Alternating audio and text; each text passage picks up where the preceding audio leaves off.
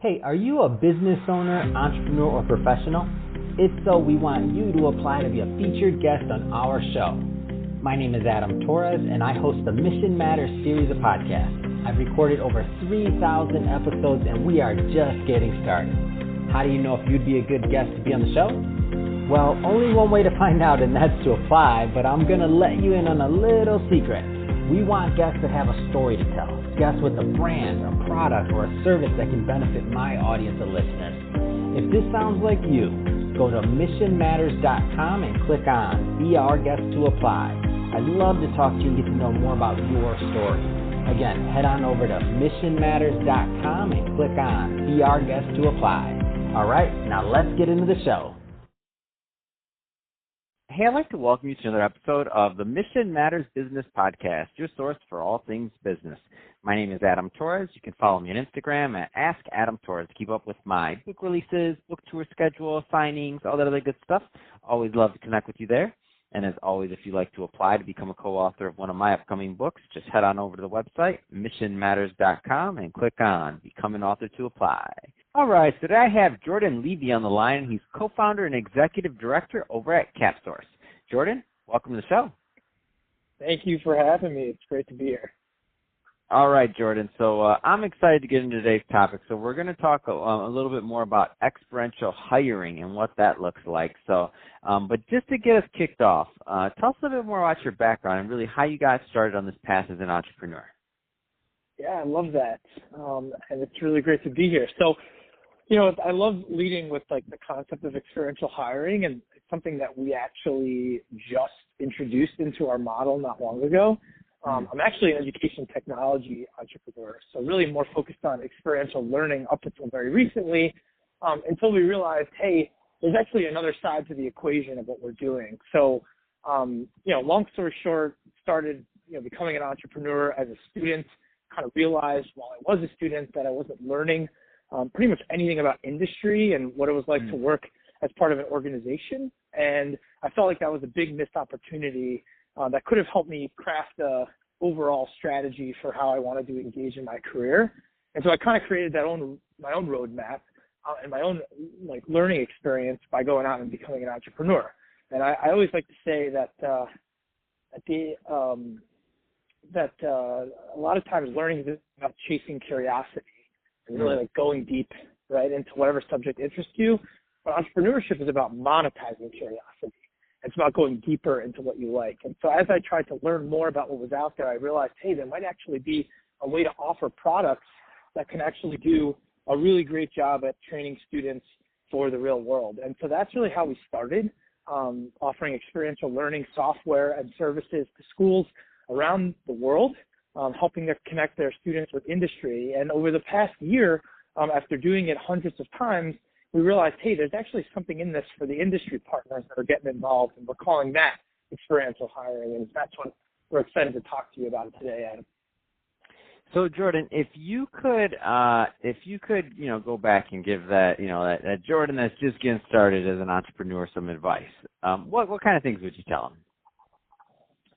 Yeah, I think it's a good question. I think, it's something actually we ask entrepreneurs all the time. When we're engaging them and kind of helping to connect them with the next gen, because that's kind of putting, the student in the perspective of the entrepreneur. Hey, what would you say to yourself? And so, for me, I think, one of the most important things about, starting out is really building a team, building a group of people that you can trust, that are your confidants, that you can rely on, that deliver. That come up with their own creative ideas and aren't just, saying yes and answering questions, but actually coming up with new ways to innovate the company and take it to the next level.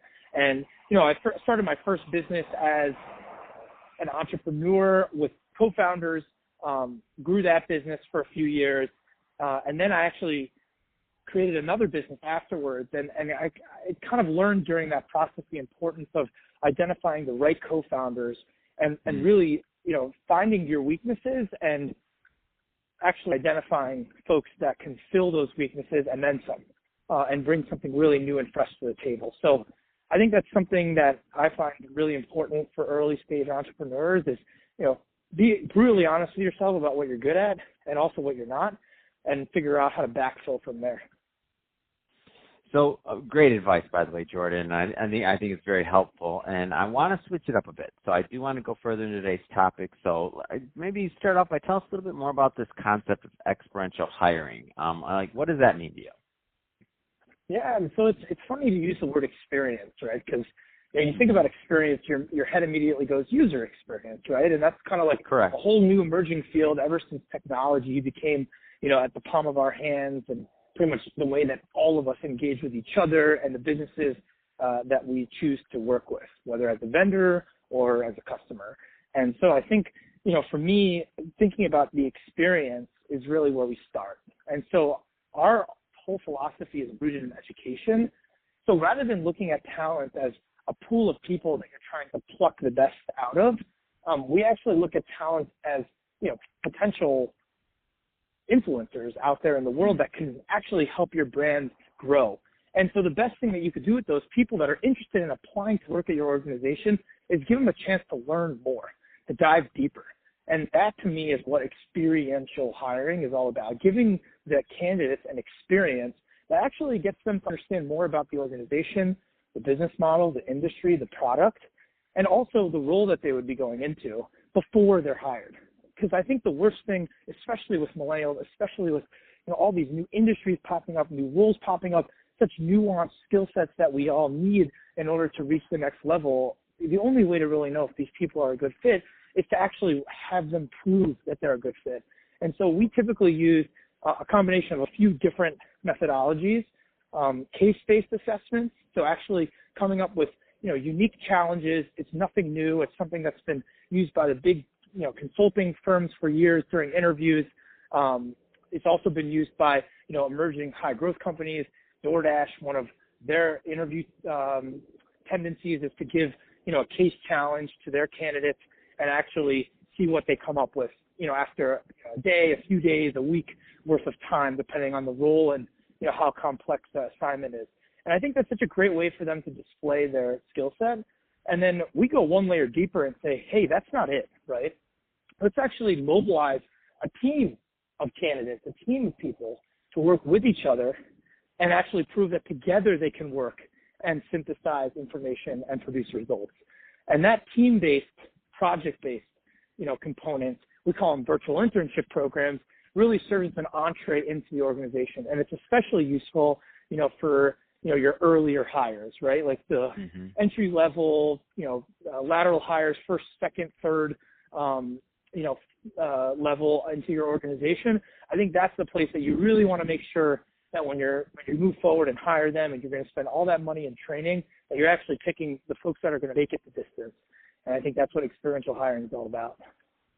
No, I really love the concept. I mean, to me, it really takes us to, it kind of takes us to that next level in my mind. So I think why it's experiential learning or the other ways the term's been used, to me, it's like next level.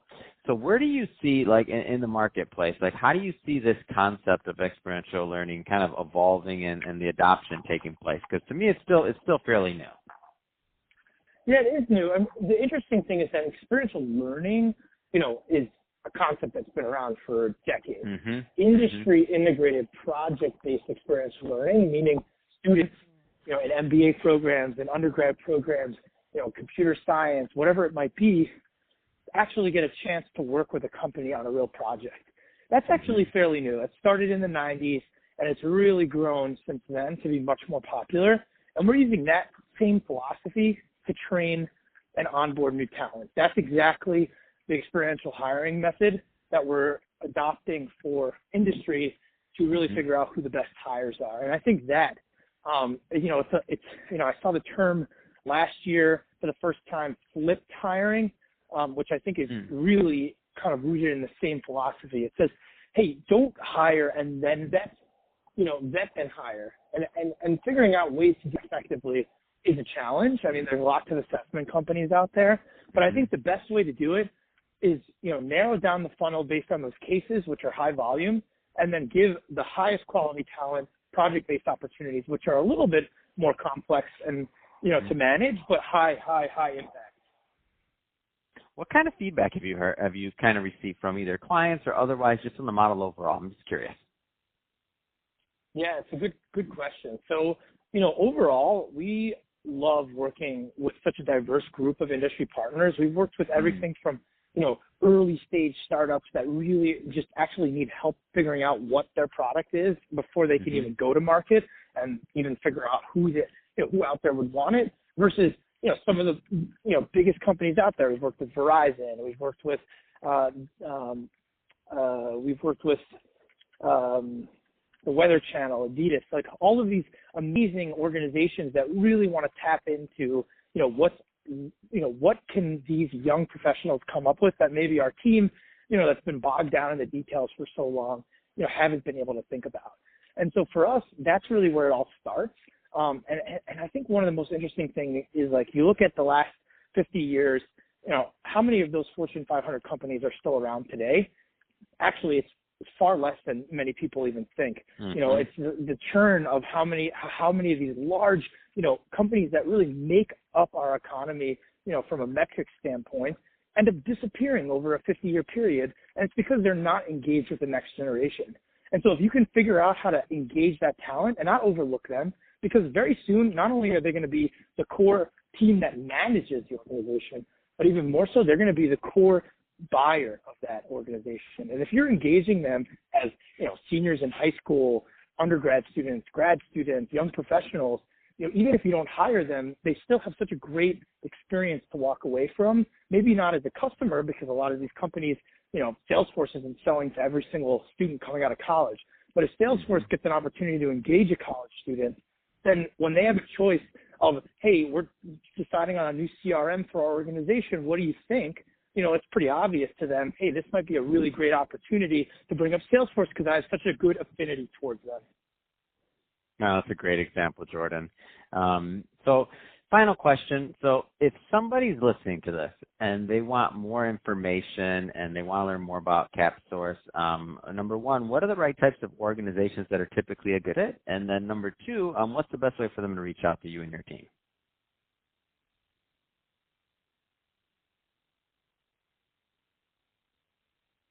Thanks, Adam. So I think the best fit organizations are organizations that consider themselves innovative, that are high growth, that are interested in learning from that next generation. A good example of this is there's a high growth company in Dallas-Fort Worth area called CoinSource. They're our first preferred partner in CapSource. They've done competitions with us as a format. So instead of doing just one team, of students, they're actually engaging dozens of students at once to figure out the top talent. Last year, 44 students, they hired the top 4, which was just an amazing experience for those young professionals and an amazing experience to get great insights on their new product. So that's the type of organization that we like to work with, because they're usually in need of young professionals that can hit the ground running and that can really make a difference. And so, we're excited. We just wrapped up a competition with DoorDash, which was an incredible way for students to start thinking about how, college meal plans, can be done in the age of COVID and beyond. And so these are all examples of, how a young professional can make a difference even before they become part of the organization.